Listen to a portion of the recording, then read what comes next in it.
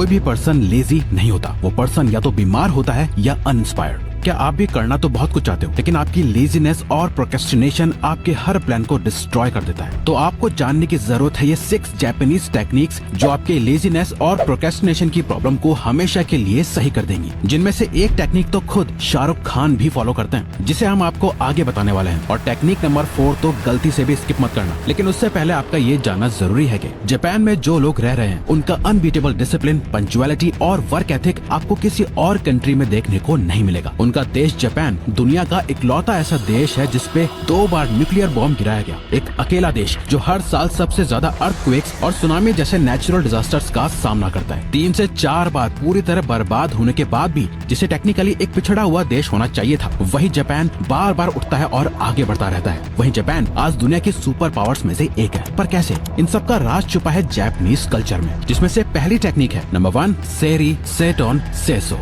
एक साफ और क्लीन एनवायरनमेंट आपको प्रोडक्टिव रहने के लिए फोर्स करता है, वहीं एक गंदा और मैसी एनवायरनमेंट आपको और ज्यादा लेजी बनाता है। इस 3S टेक्निक का यूज जापानीज लोग अपनी इंडस्ट्री से लेकर हेल्थ केयर और एजुकेशन तक में करते हैं। ये एक स्टेप बाय स्टेप मेथड है अपने वर्क स्पेस या अपने एनवायरनमेंट को प्रोडक्टिव बनाने का। इससे यूज करने के लिए आपको इन 3S को स्टेप बाय स्टेप फॉलो करना होगा। सबसे पहला S सेरी। सेरी यानी सॉर्ट, यानी अपने आसपास से सभी बेकार चीजें हटा देना और सिर्फ वही सामने रखना जिसकी जरूरत हो। दूसरा सेटोन यानी सेट इन ऑर्डर। नाउ जो सामान काम का है उसे एक सही ऑर्डर में सेट कर देना ताकि आप उसे इजीली एक्सेस कर पाओ। तीसरा सेसो यानी शाइन। सामान रखने के बाद उस जगह को अच्छे से साफ करो, कहीं भी कुछ गंदा न रह जाए। जब भी आप आलसी किसी कोने में पड़े हो, अपने किसी प्रोजेक्ट या पढ़ाई को प्रोक्रेस्टिनेट कर रहे हो या आपका कोई काम करने का मन न कर रहा हो, तो उस समय बस इस 3S टेक्निक को यूज करके देखो। आपका सारा आलस एकदम से गायब हो जाएगा और आप काम करने के लिए मोटिवेटेड फील करेगा। इसके बाद है नंबर 2 काइज़ेन। हम जिस भी काम को टाल रहे होते हैं, हमें लग रहा होता है कि हमें एनर्जी नहीं है, बहुत लेजी फील हो रहा है। ये बात सच नहीं होती। जब तक आप बहुत ज्यादा बीमार ना हो, ऐसा हो नहीं सकता कि आपके अंदर एनर्जी की कोई कमी है। लेकिन जो लेजीनेस आपको फील हो रही होती है वो इसीलिए क्योंकि आपको वो काम बहुत भारी लग रहा होता है। काइज़ेन को प्रैक्टिस करके आप उस भारी काम को हल्का कर सकते हो। इस टेक्निक को यूज करने में सिर्फ 1 मिनट लगता है और इस 1 मिनट में आप अपनी लेजीनेस को खत्म कर सकते हो। काइज़ेन 2 वर्ड से मिलकर बना है, काय और ज़ेन। काय यानी चेंज,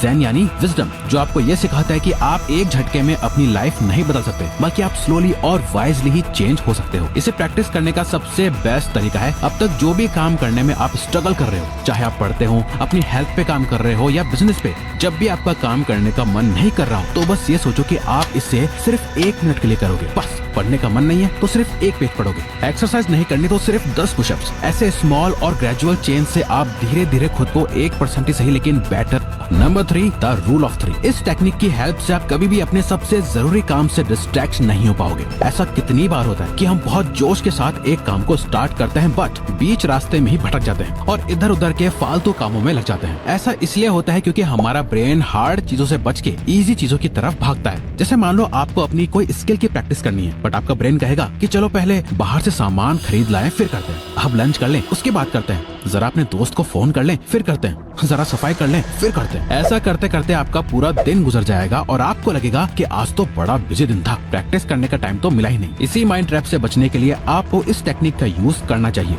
जिसे करना बड़ा ही सिंपल है। आपको हर सुबह दिन के 3 सबसे जरूरी काम एक पेज पे लिखने हैं, जो कि आपके लिए सबसे हाई प्रायोरिटी पे है। ये वो काम है, चाहे कुछ भी हो जाए, दिन के खत्म होने से पहले आपको ये काम फिनिश करने ही करने हैं। इस तरह अपनी प्रायोरिटीज क्लियर करने से जब तक आप वो 3 काम नहीं कर लेते, आपका माइंड अनरेस्ट रहेगा। और नंबर 4 काइकाकू। काइकाकू एक जापानीज टर्म है जिसका मतलब होता है रेडिकल चेंज। दुनिया की दूसरी सबसे बड़ी कार मैन्युफैक्चरर टोयोटा में इस टेक्निक को बहुत बखूबी से यूज करा जाता है। एक तरफ काइज़ेन से हमने ये सीखा कि हमारे ब्रेन के लिए एकदम से कुछ भी चेंज करना बहुत हार्ड होता है, तो हमें उसे छोटे छोटे चेंजेस में बदल के स्मॉल स्टेप्स लेने चाहिए। काइकाकू इससे एकदम उल्टा है। इस टेक्निक के अकॉर्डिंग जो चीज एक बार में बदली जा सकती है उस पे फौरन काम पे लग जाना चाहिए और एक बार में ड्रास्टिक चेंज लाने पे फोकस करना चाहिए। काइज़ेन और काइकाकू का यूज अलग अलग सिचुएशंस में करा जाता है। अगर आपको फिट होना है तो आप लगातार 1 हफ्ता पूरा दिन जिम करके बॉडी नहीं बना सकते, वहाँ आपको काइज़ेन का यूज करना पड़ेगा। मगर जिस प्रोजेक्ट को आप 2 हफ्ते में खत्म कर सकते हो, उसे लेजी होके 2 महीने में पूरा करना सही नहीं होगा।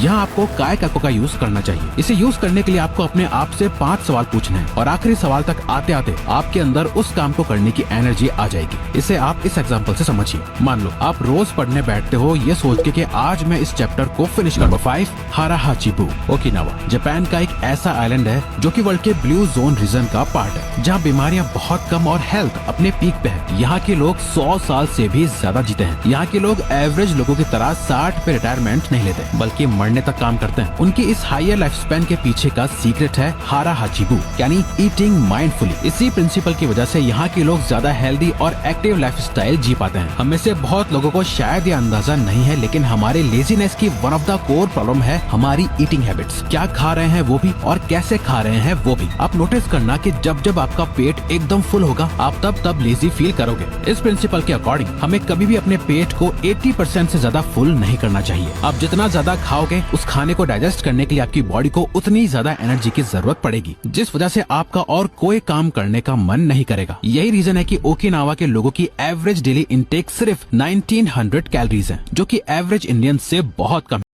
Number 6, Zen of mindfulness. Now सबसे इम्पोर्टेंट, आप ये सभी टेक्निक्स सक्सेसफुली तभी इम्प्लीमेंट कर पाओगे जब आप माइंडफुल रहना सीख जाओगे। माइंडफुल होना यानी प्रेजेंट मोमेंट में कंप्लीटली सरेंडर कर देना, न पास्ट का रिग्रेट न फ्यूचर की फिक्र। लेजीनेस में हम अपने माइंड को सरेंडर कर चुके होते हैं। हमारा अपने ऊपर कोई कंट्रोल नहीं रहता है। जो है जैसा है बस चल रहा है। उसे चेंज करने की ना ही हिम्मत फील होती है ना ही एनर्जी। लेजीनेस को जड़ से खत्म करके अपने ऊपर अपना पूरा कंट्रोल लेने का तो सिर्फ एक ही रास्ता है, माइंडफुलनेस। साइंटिफिकली भी ये साबित हुआ है कि माइंडफुलनेस से आपके ब्रेन के टेम्पोरोपैराइटल और सेरेबेलम रीजन पर पॉजिटिव इफेक्ट आता है, जो लर्निंग, मेमोरी, कंपैशन और रैशनल थिंकिंग की एबिलिटी को बढ़ाता है। अगर आप हर दिन सिर्फ 10 मिनट साइलेंस में बैठ के प्रेजेंट मोमेंट को फील करो, अपनी ब्रीदिंग को, आसपास के विजुअल्स को, साउंड्स को एक्सपीरियंस करो, थॉट्स को आते जाते नोटिस करो, लेकिन उसमें खो मत। 10 मिनट ये डेली प्रैक्टिस करने से आपका कंट्रोल अपने माइंड पे वापस आने लगेगा।